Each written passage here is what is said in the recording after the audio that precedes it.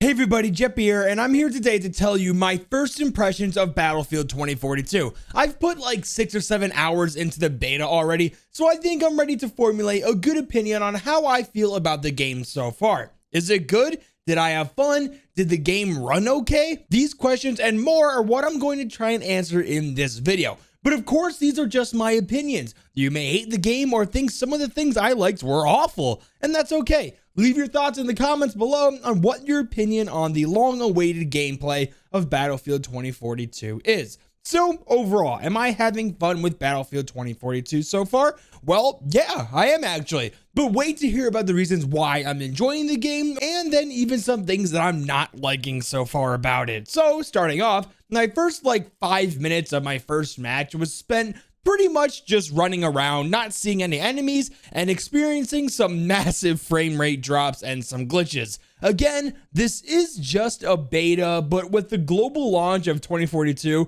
a little over a month away, I believe, it can be a little concerning. I mean, what Battlefield ever has a good launch, if I'm being completely honest? I feel like Battlefield 1 was actually a decent launch, but yeah, I mean, Battlefield is notorious for awful launches. So anyways, I spent a good chunk of time just simply playing Running Simulator, having no idea what I'm doing or where to go. But when I started to get oriented around the map and figuring out where the key objectives are on this massive 128 v 128 player matches, it was freaking amazing. I will say the struggles for most players in the beginning is simply not getting into enough gunfights to feel like you're having fun. But after you get used to the hot zones of the map and figuring out where most likely the enemies are going to push next, you will be finding yourself in gunfights way more frequently then. Now, the game looks beautiful, and even on high settings for PC, it looked gorgeous. My frame rate was dipping down to 60 when I put 2042 on ultra settings, and I have an NVIDIA 3070 Ti. But granted, I was recording gameplay as well. Also, I should say that I game on a 1440p monitor, so if you are playing on a 1080p monitor or a TV, your frame rate should jump up quite a bit, I believe, from what I was experiencing. So I just left it on high settings for a nice 80 through 90 FPS experience while recording. Battlefield is known for their great looking games, and 2042 is no exception. The landscape had so much attention to detail, and the massive buildings were literally awe-inspiring. Not to mention a massive freaking tornado that sometimes rips throughout the map on random matches. What is going on here? Yo, what is happening? Oh, it's a tornado! Oh! Get out of here! Oh my god! Oh my god, it's fucking getting closer to me! Oh my god! Ah! Get out of here, bro! Fuck! Fuck! Fuck!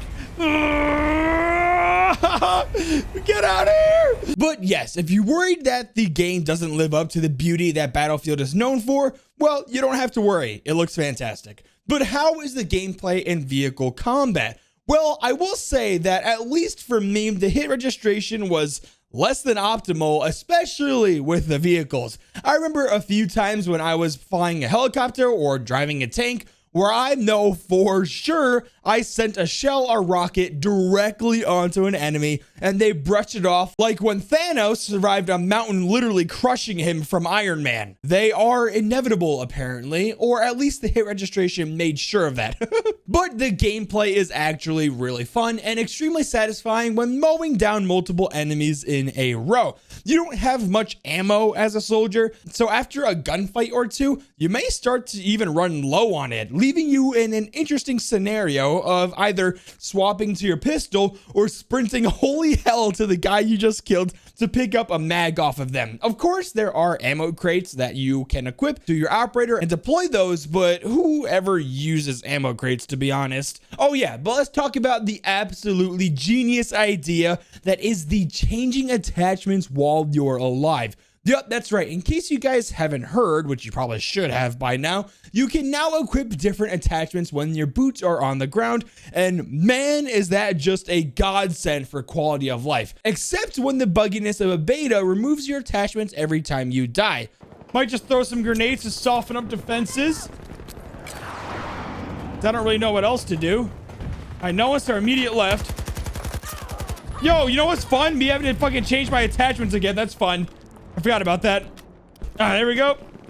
fine. We'll put that on too. Luckily, that was just for the AK though for me, and I'm sure it'll get fixed when the full game launches. But when I first heard about the ability to change attachments while alive, I thought that it was not going to be very useful, and I'll probably never be in a situation where I'd need to swap attachments.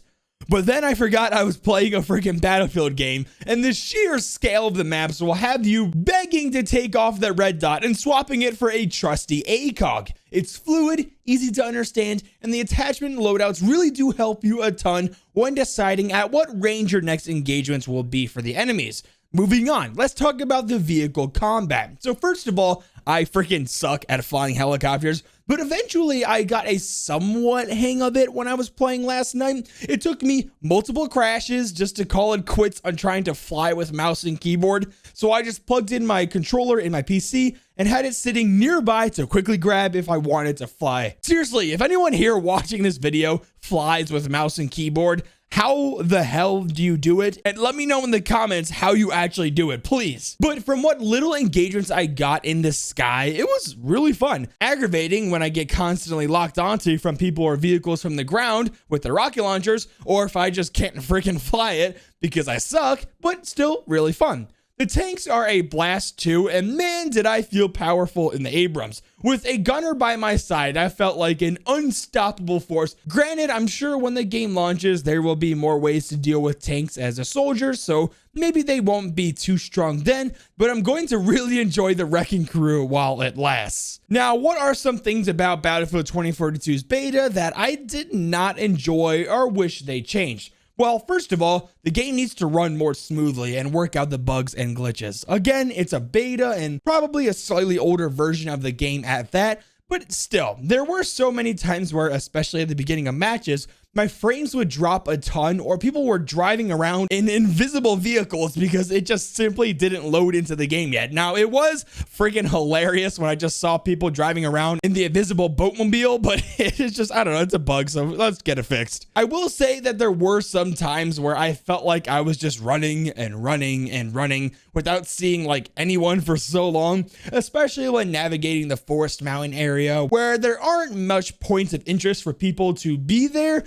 Granted, you can deploy a vehicle with your handy dandy military iPad now, and it'll parachute in front of you, literally, but still a lot of running. But I feel like that's a common thing with most Battlefield games, especially in Conquest though. Also, we don't have a good amount of weapons to have fun with in the beta I've noticed so far. I'm sure there will be a ton more with the launch of the game, but with no real weapon progression that I've noticed yet, it can get a bit stale running around with the same gun. And I know I'm going to get a lot of grief for saying this, but like, I don't know, did anyone else feel like that there wasn't as much like destruction as there should be in the beta? Now, it might just be that this map, because it's very open and the few buildings that are standing are objectives, so you don't want the whole objective to be blown away. But like, I feel like there are only a few areas that I noticed be destroyed that left us with some interesting gameplay. It's probably just the map, and I'm sure there will be others where there will be a lot more buildings to rip apart. But yeah, it's just something I noticed. Some of the gadgets I feel are a bit finicky too, like the recon drone, for example.